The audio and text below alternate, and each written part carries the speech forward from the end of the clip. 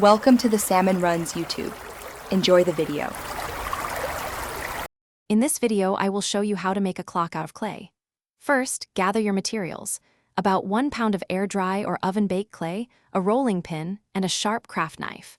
You'll also need a clock mechanism, complete with hands and a battery compartment. Make sure your workspace is clean and flat, ready for your creative journey. This preparation ensures a smooth and enjoyable crafting experience from the very beginning. Now, let's shape the clock face. Roll your clay evenly to a thickness of approximately 1/4 inch. Use a circular object, perhaps a bowl with a diameter of 8 to 10 inches, to cut out your perfect clock face. Gently smooth the edges with your fingers or a slightly damp sponge for a polished look. Don't forget to carefully create a small, centered hole for the clock mechanism's shaft to pass through. Time to get creative with decoration.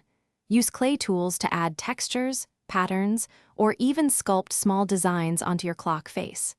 You might paint the numbers on later or embed tiny clay pieces as hour markers. If you're using air-dry clay, let it dry fully for 24 to 72 hours.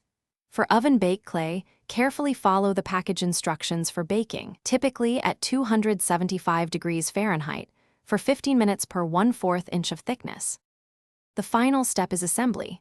Once your clay is completely dry and cool, carefully insert the clock mechanism through the center hole from the back. Secure it firmly with the washer and nut provided. Next, attach the hour, minute, and second hands onto the shaft, ensuring they move freely. Finally, pop in a fresh AA battery and watch your beautiful, handmade clay clock begin to tick. You've successfully crafted a unique timepiece. Thanks for watching. Consider subscribing if we helped you.